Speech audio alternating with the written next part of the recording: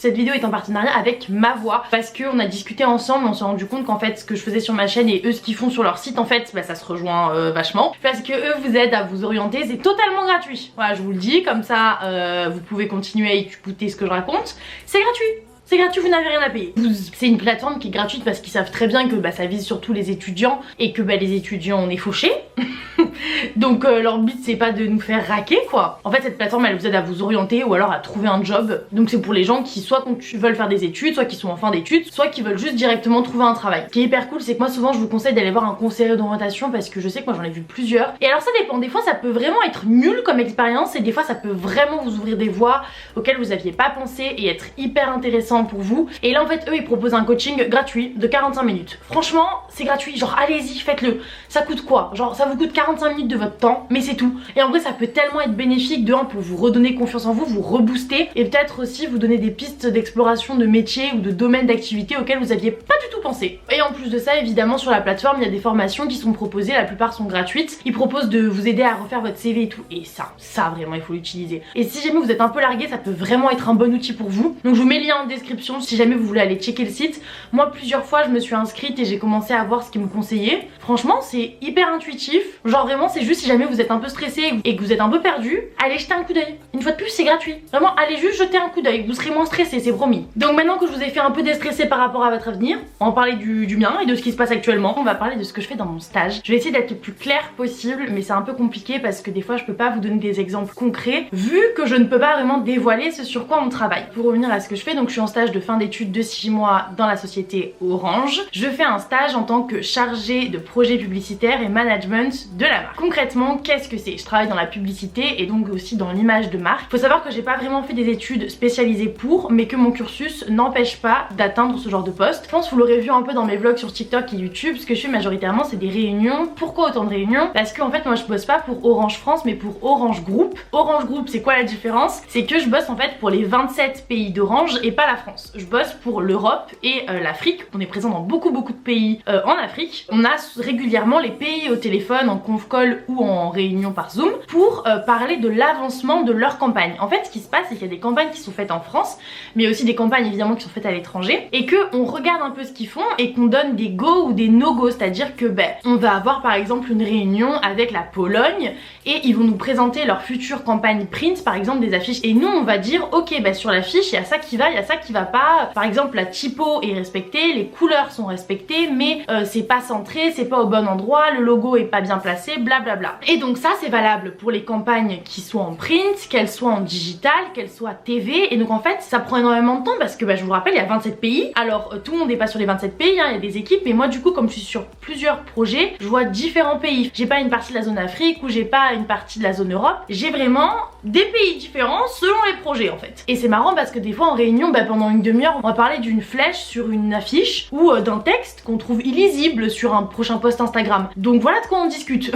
On discute en fait de la lisibilité des choses et surtout du respect de la charte graphique d'Orange parce que évidemment on n'utilise pas n'importe quelle couleur mais on n'utilise pas non plus n'importe quel typo, on place pas les éléments de façon aléatoire et surtout quand on fait une pub il faut qu'elle soit reconnaissable et rattachable à la marque. Ça c'est hyper important pour toutes les boîtes. Il faut en fait que quand vous voyez la pub vous sachiez à quelle entité elle appartient. Si je vous mettais des extraits d'une pub Kinder ou d'une pub Monsieur Propre, vous seriez capable, même sans le son, sans le logo, dans les 5 premières secondes de me dire à quelle marque elle appartient parce que dans une pub Kinder ou Nutella, vous avez des plans hyper lents, souvent un peu dorés, ensoleillés, il y a des gens qui sourient, des gens qui courent, des champs de blé, on retrouve le pain, une maison chaleureuse, on retrouve l'univers de la chaleur, de la convivialité, du bonheur. Dans Monsieur Propre, on retrouvera des espaces hyper bien rangés, des zooms sur des objets, le fait qu'il y ait des petits trucs qui brillent. Donc ce sera pas le même univers, il sera beaucoup plus froid l'univers de Monsieur Propre que l'univers de chez Nutella ou Kinder. Et donc c'est tout bête mais ça se crée en fait un univers de marque, c'est une entité et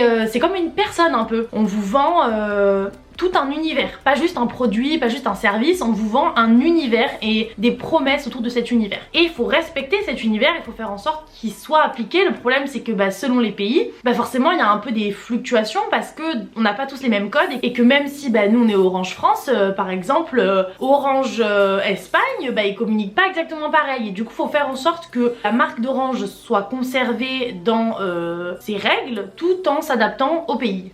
Voilà, donc ça je trouve ça hyper intéressant. C'est vraiment cet aspect international, moi je l'adore, hein. C'est vraiment un gros plus dans ce stage pour moi. En fait on fait beaucoup de réunions pour vérifier ce qui est fait à l'étranger et pour donner des préconisations, dire ce qu'il faut changer.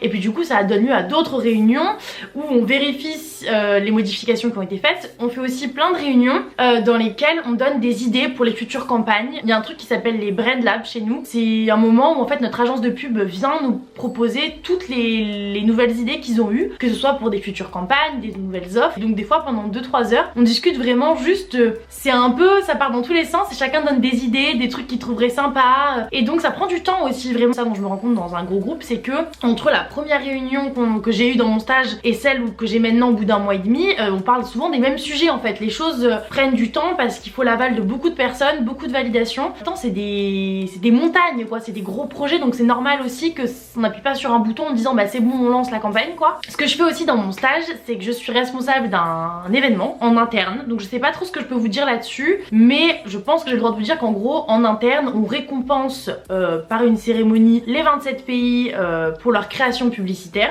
et donc je suis en charge de créer cet événement. Donc je fais clairement de l'événementiel, je contacte plein de prestataires dont on aurait besoin pour le lieu, ce qu'on mange, quelle heure, sur quel canal c'est diffusé, enfin c'est hyper enrichissant parce que là c'est moi qui ai un peu le lead sur ce projet là, donc déjà merci Orange de me faire confiance là-dessus. Et en plus l'événementiel c'est quelque chose que j'adore, c'est pas forcément quelque chose vers lequel j'aimerais me diriger parce que ça a l'air hyper stressant, mais j'adore organiser les trucs. Vraiment dans ma vie, je suis le genre de pote qui organise des voyages, qui organise des sorties, je suis un peu vraiment matrixée par ça, par organiser. En fait ce qu'on vend c'est nos idées créatives, c'est-à-dire que j'ai déjà fait des jobs saisonniers où ce que je vendais c'était ma patience des fois, parce que quand tu fais conseillère téléphonique tu vends ta patience clairement.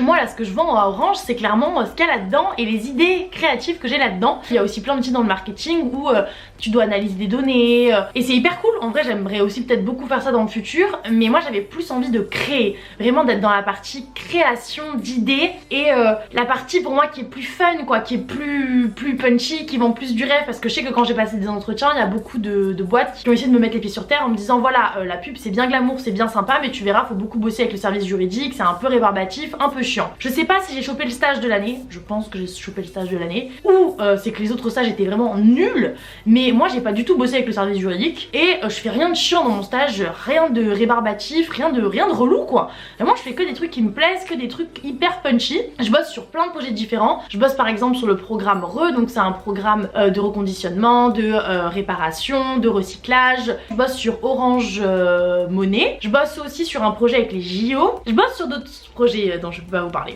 Clairement même en interne c'est plutôt top secret, donc je peux pas vous en parler, mais c'est très stylé, très stylé les projets sur lesquels je bosse. Non il y a des trucs, je bosse avec des gens.